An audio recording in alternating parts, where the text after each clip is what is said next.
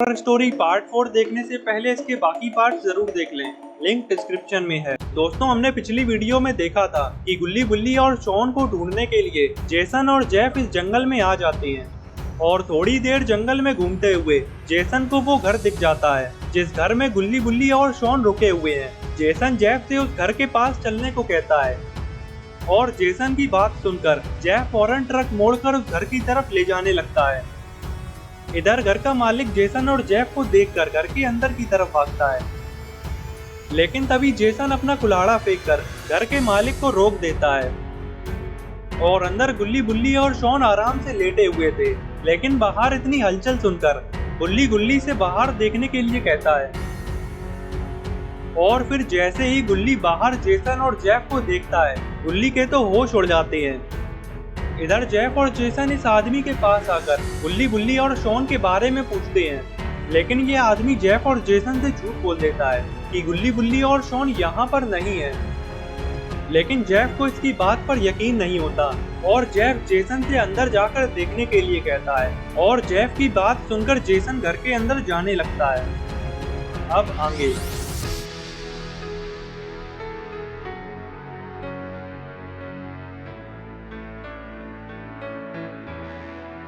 Jason घर के अंदर आकर चारों तरफ गुल्ली बुल्ली और शॉन को ढूंढने लगता है, लेकिन ये क्या, गुल्ली बुल्ली और शॉन तो यहाँ पर है ही नहीं। शायद गुल्ली बुल्ली और शॉन जेसन और जेफ को देखकर कहीं पर छुप गए हैं। जेसन गुल्ली बुल्ली और शॉन को ढूंढता हुआ आगे चल देता है और जेसन एक कमरे में आ जाता है जहाँ पर काफी सारा सामान रखा हुआ है। अरे ये क्या, गुल्ली बुल्ली और शॉन तो इन्हीं सामानों के पीछे छुपे हुए हैं और जेसन भी इनकी तरफ ही बढ़े जा रहा है। अगर गलती से भी जेसन ने इन तीनों को देख लिया तो ये तीनों जेसन के हाथों बच नहीं पाएंगे। इधर जेफ द किलर ये सोचता है कि जेसन को काफी देर हो गई है, कहीं उसे गुल्ली बुल्ली और शॉन मिल तो नहीं गए और कहीं जेसन उन तीनों को अकेले ही न मार दे। यही सोचता हुआ जेफ भी घर के अंदर जाने लगता है।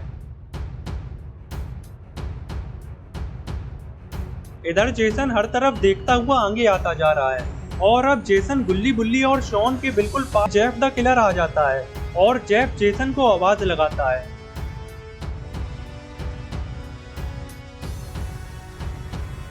और जेसन से कहता है, जेसन वो तीनों तुम्हें अभी तक नहीं मिले, तो इसका मतलब वो तीनों यहाँ पर नहीं है। चलो आ जाओ, हम उन तीनों को कहीं और चलकर ढूंढते हैं। लगता है इधर घर का मालिक ये सोचे जा रहा है कि कहीं जेफ और जेसन को गुल्ली बुल्ली और शॉन मिल तो नहीं गए, क्योंकि अगर जेफ और जेसन को वो तीनों अंदर मिल गए तो इसका मरना तय है, क्योंकि इसने जेफ और जेसन से झूठ बोल दिया था। यही सोचकर घर का मालिक यहाँ से भागने लगता है और घर की दीवार के पीछे आकर छुप जाता है। तभी घर का मालिक देखता है कि जेसन और जेफ घर के बाहर आ गए हैं और अपने ट्रक की तरफ बढ़ने लगते हैं और फिर जेफ और जेसन अपने ट्रक पर बैठकर यहाँ से जाने लगते हैं। घर का मालिक जैसे ही देखता है कि जेसन और जेफ यहाँ से चले गए हैं तो ये फौरन दौड़ता हुआ घर के अंदर जाता है। अंदर आते ही घर का मालिक गुल्ली बुल्ली और शॉन को देखता है तो ये समझ जाता है कि ये तीनों कहीं पर छुप गए थे, इसीलिए जेफ और जेसन इन्हें नहीं देख पाए और यहाँ से चले गए। तभी बुल्ली घर के मालिक से कहता है कि हमारी वजह से तुम मुसीबत में पड़ गए, इसीलिए हम यहाँ पर और नहीं रुकना चाहते, हम अभी यहाँ से जा रहे हैं। घर का मालिक कहता है कि तुमने तो मेरे मुंह की बात छीन ली, मैं भी तुम तीनों से यही कहने आ रहा था। चलो अब अपना सामान पैक कर लो, क्योंकि मैं अभी तुम तीनों को जंगल से बाहर छोड़ कर आऊंगा। तभी शॉन कहता है कि हमारे पास तो कोई सामान ही नहीं है, फिर क्या हम तुम्हारा सामान पैक कर लें। घर का मालिक कहता है कि चलो अब जल्दी से मेरे पीछे आओ।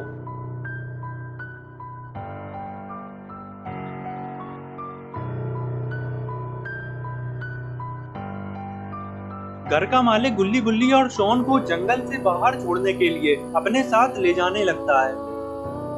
काफी देर जंगल में आगे चलने के बाद घर का मालिक गुल्ली बुल्ली और शॉन से कहता है कि अब तुम तीनों यहाँ से सीधे जा सकते हो, बस थोड़ी दूर चलते ही तुम लोगों को शहर दिख जाएगा। और इतना कहते ही घर का मालिक वापस जाने लगता है। तभी गुल्ली कहता है कि अपना ख्याल रखना, लेकिन ये गुल्ली की बात पर ध्यान नहीं देता और यहाँ से चला जाता है। और फिर गुल्ली बुल्ली और शॉन भी शहर की तरफ चल देते हैं। इधर घर का मालिक थोड़ी दूर ही पहुंचा था कि तभी ये रुक कर खड़ा हो जाता है। लेकिन ये रुक क्यों गया? आखिर इसने ऐसा क्या देख लिया? अरे ये क्या, आगे तो जेसन और जेफ खड़े हुए हैं। जेसन और जेफ को देखकर घर के मालिक को ऐसा लगता है कि ये दोनों गुल्ली बुल्ली और शॉन की ताक में खड़े हैं, इसीलिए ये बिना डरे ही इनके पास जाने लगता है। लेकिन इसे अपनी गलती का एहसास तब होता है जब जेफ इससे पूछता है कि तुम इतनी रात में शहर की तरफ क्या करने गए थे। जेफ के ये पूछने पर घर का मालिक बहुत घबरा जाता है और फौरन पीछे मुड़कर भागने लगता है। लेकिन ये क्या, जेसन और जेफ ने तो इसको दोनों तरफ से घेर लिया है। तभी जेसन इससे कहता है कि अगर सच बता दोगे तभी तुम्हारी जान बच सकती है। तो ये घर का मालिक जेसन से कहता है कि मुझे जाने दो, मैं उन तीनों को शहर की तरफ छोड़ आया हूँ। तुम लोग अभी जाकर उन तीनों को पकड़ सकते हो और अब मुझे छोड़ दो। और इतना कहकर घर का मालिक यहाँ से भागने लगता है। और तभी ये सब देखकर जेफ जेसन से कहता है, जेसन तुमने उसे मार क्यों दिया? इसमें इसकी क्या गलती थी? जेसन कहता है, जेफ इसमें इसकी ही गलती थी, क्योंकि अगर ये हमसे झूठ नहीं बोलता तो अभी तक हम उन तीनों को मार चुके होते। जेफ कहता है, जेसन फिर तो सारी गलती तुम्हारी थी, क्योंकि तुम्ही ने उस घर में तलाशी ली थी। लेकिन अब इन सब बातों का कोई फायदा नहीं, चलो अब जल्दी से शहर की तरफ चलते हैं। जेफ और जेसन भी गुल्ली बुल्ली और शॉन को ढूंढने के लिए शहर की तरफ जाने लगते हैं।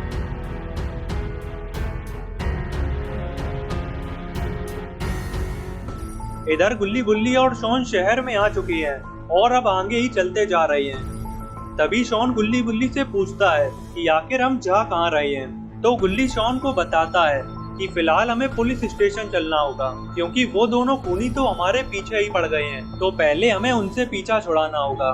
तभी शॉन कहता है कि देखो पीछे एक आदमी आ रहा है। इसी से ही पूछते हैं कि पुलिस स्टेशन कहाँ पर है।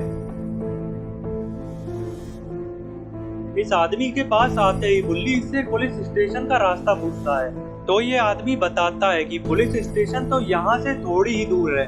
अगर तुम तीनों सीधे जाओगे तो थोड़े ही आगे तुम्हें पुलिस स्टेशन दिख जाएगा। इस आदमी की बात सुनकर गुल्ली बुल्ली और शॉन पुलिस स्टेशन की तरफ चल देते हैं और ये आदमी भी वापस से आगे चल देता है। इधर जेफ और जेसन भी शहर में आ चुके हैं और गुल्ली बुल्ली और शॉन को ढूंढते हुए आगे चलते जा रहे हैं।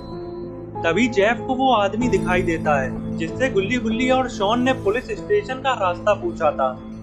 जेफ अपना ट्रक इस आदमी के पास रोकता है और इससे गुल्ली बुल्ली और शॉन के बारे में पूछता है। तो ये आदमी बता देता है कि वो तीनों अभी यहाँ से ही गए हैं और वो अभी थोड़े आगे ही पहुँचे होंगे। इस आदमी की बात सुनते ही जेसन जेफ से कहता है, जेफ अपना ट्रक दौड़ा दो, क्योंकि वो तीनों हमारे हाथ से निकलने नहीं चाहिए। जेसन की बात सुनकर जेफ ट्रक को आगे की तरफ भगाने लगता है। इधर गुल्ली बुल्ली और शॉन आगे चलते जा रहे हैं। तभी ये चलते चलते रुक जाते हैं और आखिर गुल्ली बुल्ली और शॉन पुलिस स्टेशन पहुंच जाती हैं। लेकिन तभी गुल्ली बुल्ली और शॉन को पीछे से ट्रक की आवाज लगती है और ये तीनों पीछे मुड़कर देखने लगते हैं। अरे ये क्या, जेफ और जेसन ने तो गुल्ली बुल्ली और शॉन को देख लिया है। जेफ और जेसन को देखते ही गुल्ली बुल्ली और शॉन पुलिस स्टेशन के अंदर भागते हैं और इधर जेफ और जेसन भी इनके पीछे इधर ही आ जाते हैं। तो दोस्तों अब क्या होगा गुल्ली बुल्ली और शॉन का?